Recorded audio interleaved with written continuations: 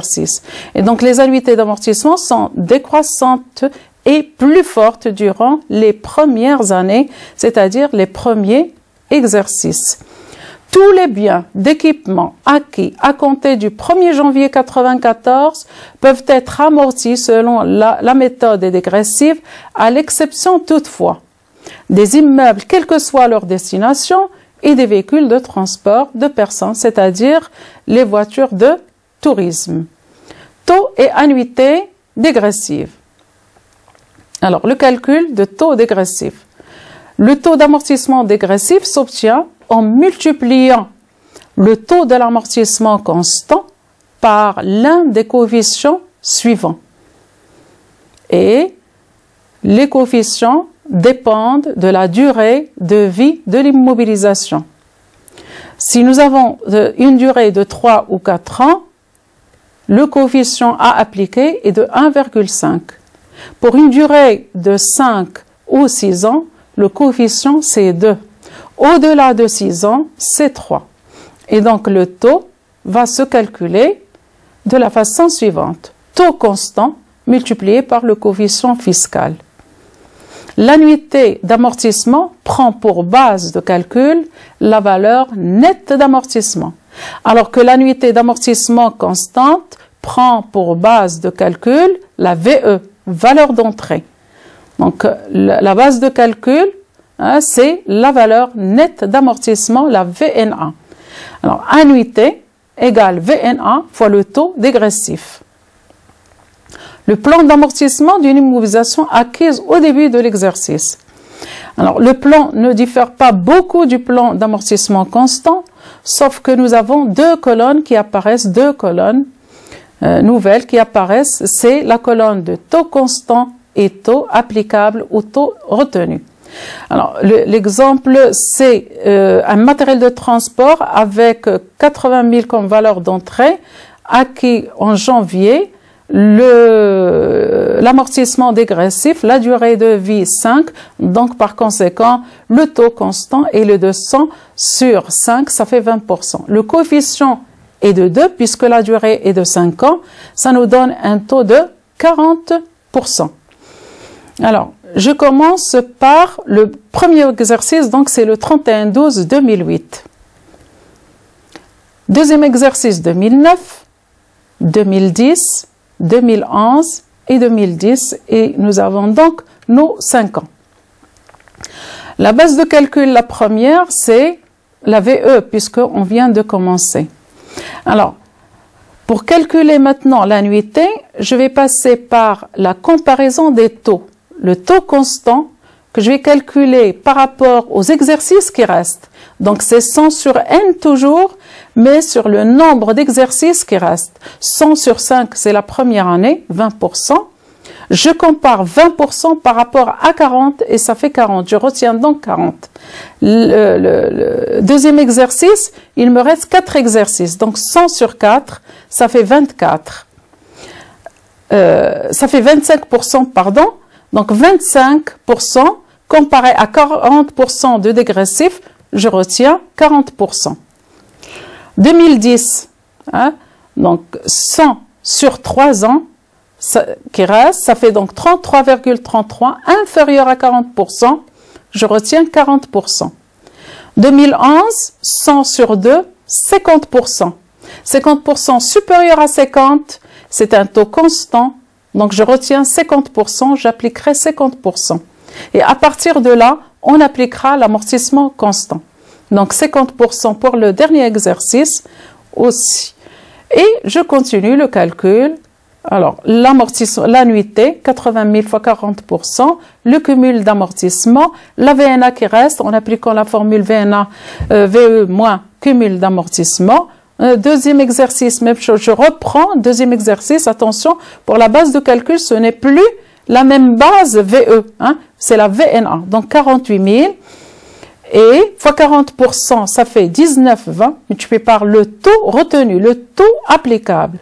Le cumul va donner 51 200, le reste à amortir 28 800, qui va être repris au début de 2010 pour pouvoir calculer l'annuité accumulée, 62 720, la VNA 17 280 reprise comme base de calcul pour le calcul de la de l'annuité, puis le cumul 71 360, le reste 8 640, 17 200, 8 640, c'est ce qui reste à amortir aussi puisque c'est le constant. Oui, c'est ça, c'est le constant. Donc, à la fin de l'exercice, c'est le dégressif, pardon. À la fin, nous avons 0. Hein? Donc, remarquez bien les deux dernières lignes du plan d'amortissement. Hein? Nous avons repris l'amortissement constant à 50%.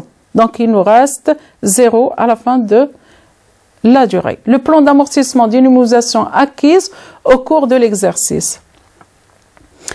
Alors, vous avez les données, donc toujours un matériel de transport de 100 000, avril, l'acquisition, dégressif, 5 ans, 20%, le coefficient 2 et 40% pour le taux dégressif. Alors, les années, nous avons donc pour le premier exercice, c'est 2008, 9 mois. Pour les autres exercices, c'est 12 mois. Voilà, jusqu'au dernier, et vous avez le reste 3 mois.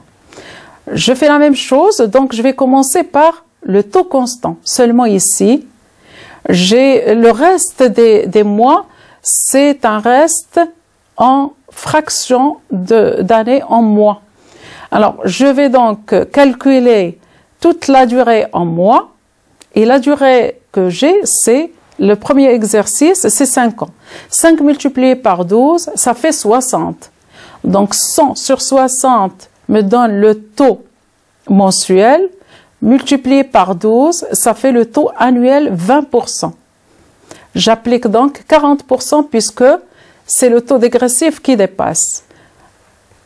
23,53, c'est le taux qu'on obtient après la division de 1200, qui est 12 mois fois 100, divisé par 51. 51, c'est 60 moins les 9 mois déjà amortis. 23 inférieur à 40, c'est 40. Je passe. J'ai amorti ici 12 mois. Donc là, 1200 moins 1200 sur 39. 39, c'est les 51 mois de 2009 divisé par, ça fait donc 30,77. On retient 40%. Et ainsi de suite. Alors, 1200 divisé par 27. 27, c'est le 39 moins 12 de nombre de mois de 2010. Et ça fait 44,44. Là, le taux est supérieur au taux dégressif. Donc, on retient le taux dégressif. Et c'est le taux constant, pardon. Et c'est ce taux constant qu'on va appliquer pour le reste des exercices. Et je commence mes calculs. Hein, le 200 000 fois 40% fois 9 sur 12, ça fait donc 60 000 qu'on cumule. La VNA, cette VNA, je la reprends, je calcule encore l'annuité, je rajoute l'annuité à 60 000, ça fait le cumul d'amortissement, le reste 84 000 et ainsi de suite. Vous voyez très bien que le calcul, c'est le même que pour l'amortissement en plan dégressif au début de l'exercice. Et puis, j'applique 44,44, 28 000. Mais là, je ne reprends pas la VNA, bien entendu.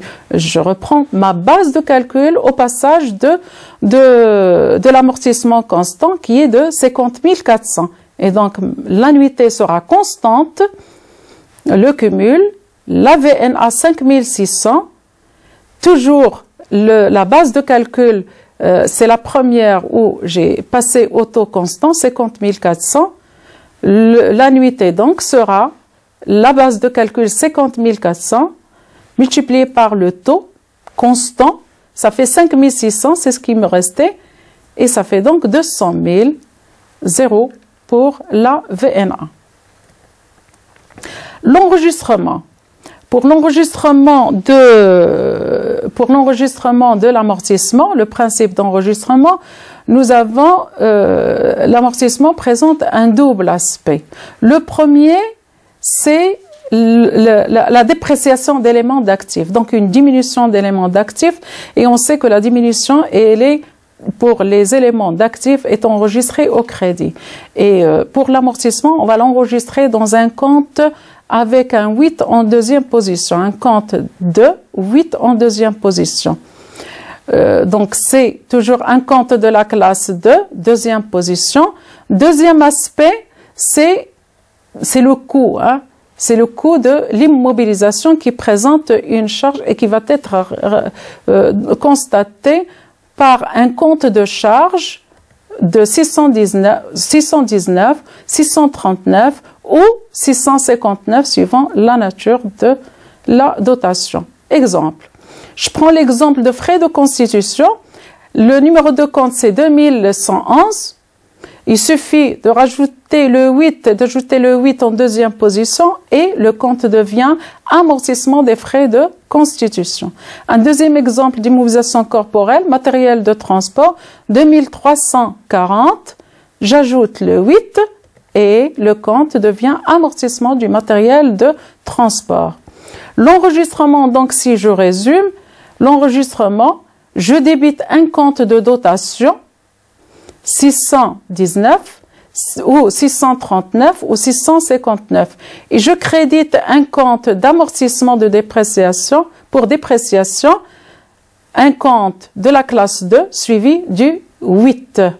Voilà, c'était notre cours pour aujourd'hui. Merci de votre attention et à la prochaine fois.